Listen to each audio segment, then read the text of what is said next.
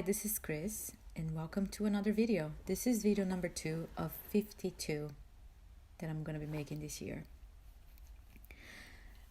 Today, I'll be painting a card, a greeting card, and for this, I chose an easy tulip design. I'm using a Canson paper, that blue block you can find anywhere. You find it at Michael's and Walmart. Very basic Canson water paper. And for the paint, I'm using a handmade watercolor paint, and I don't know the name or the brand or anything about this anymore. I found this set at a coffee shop about 2 years ago, and all I know is that it's handmade, and it's very nice. I really like the colors that palette came with, and they're very easy to work with.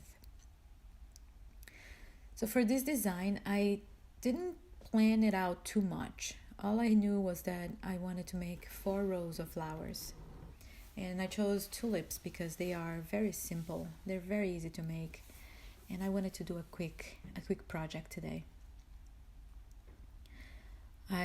The first step for me is always starting with the top of the flowers and figure out the stem later. And that's because I'm not sure what the top of the flower is going to look like until after it's on the paper, because I didn't plan, and I wasn't really sure what kind of a green or what kind of a stem I wanted to do. I wasn't sure if I was going to do green or if I was going to do a crazy color, completely different color. I ended up settling with green. And as you can see here, I am doing very light. The green here is very light right now because I'm still thinking about how I'm going to do these stems. So if I make it very light like this, it will be easy to change it. I'll probably, change it later, but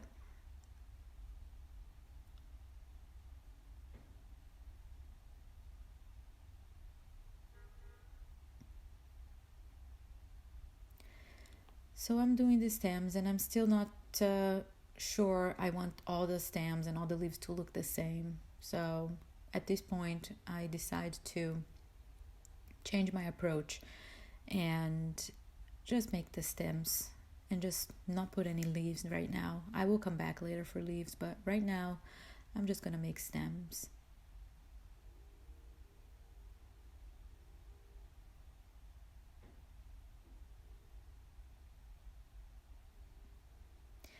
I actually like to paint without much planning.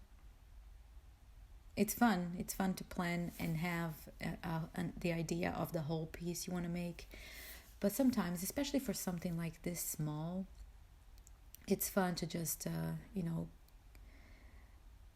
do as you go without thinking too much. So now I decided to darken the top of the flower a little bit. And since that's already dry, I can come back and add a little more pigment to it.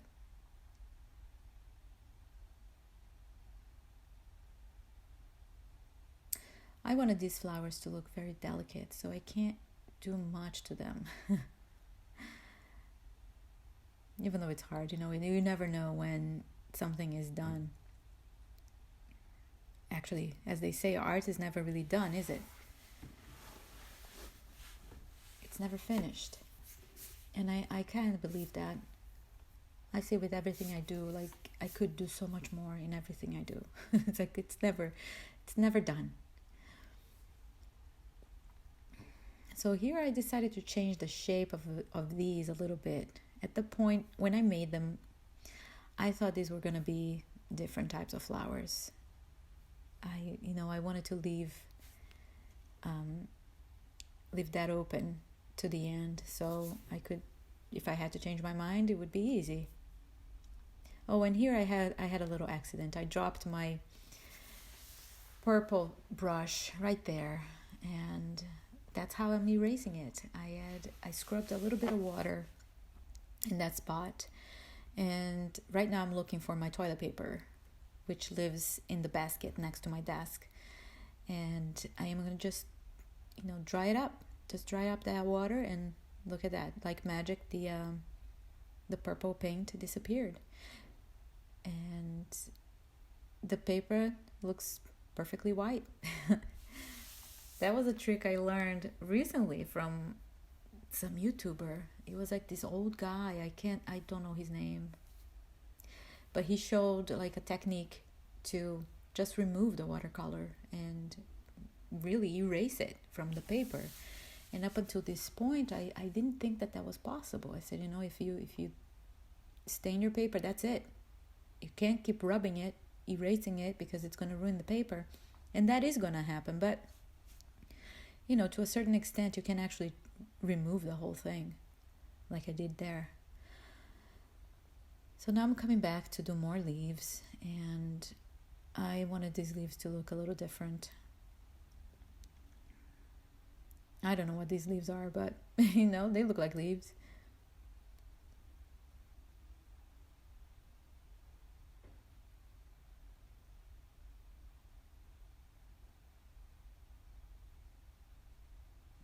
And those are very, very fun to make. Now here I'm coming back with a darker green to add some more definition to those stems and to those leaves.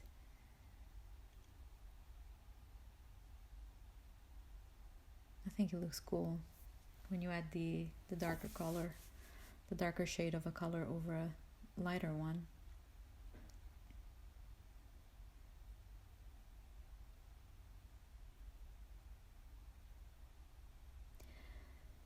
If you heard my first video, you'll know that there is a reason why my videos do not have music at the moment. I was doing some research. I wanted to see if I could use some free music, and as it turns out, the free music is not that great, right? They're very, not only that, but they're the music that a lot of people use. So I kept going with my research, and I discovered that the music that I really like is in these services, this music service that you have to pay for, like Epidemic Music or something like that. And since this is my first time making videos like this, I didn't want to commit and spend a lot of money, right? So my commitment here is when I get to 5 videos that I've been consistently creating and posting, I will subscribe to something and get good music for my videos. So until then actually, we're gonna be being in silence sometimes. We're gonna have some moments of quiet. So after I finished this, I looked and I felt that there were too many blank spaces, so I added a few more flowers, like 3 maybe. Like this little one here, that was the last one I added.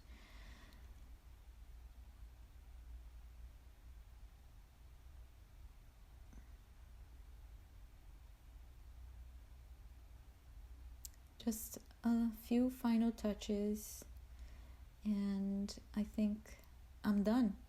I'm done with this. So now I'm going to remove the tape, and one trick that I like to use is to heat up the tape so it comes off more easily. I've had too many occasions where the tape tears the paper underneath. So every time I do this with the tape, I have to use the heating gun to melt the tape a little bit. It works great.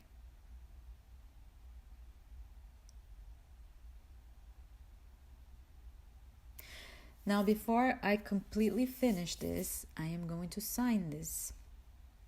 And one time I sent my friend a handmade card similar to this one, and she told me she had no idea I had made it. So now I am writing my name on it. And you assume that your friends are gonna know that you actually made it, but they don't. You gotta tell them. So I'm gonna tell her. I'm gonna let her know.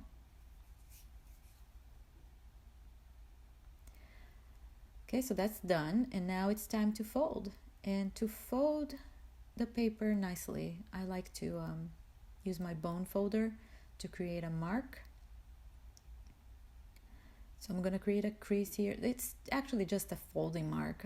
I'm scoring the paper, and it will make it a lot easier to fold without breaking the paper. And you get a crisp edge, a crisp fold. And then I'm coming back for the extra paper there. I think there's excess paper there. I'm gonna cut it off with my sharp knife.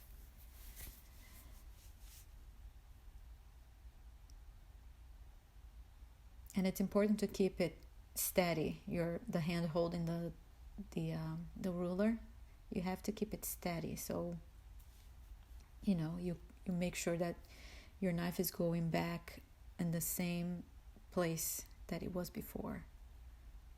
That's gonna give us a very sharp edge there. There, and I think it's done. I'm done. This whole project took me about half an hour, and yeah, but I did not want a half an hour video, so here you have it. All done. Thank you so much for watching. If you want to see more of my work, I am on Instagram and everywhere else as Chris Colber. Thank you for watching. See you next time.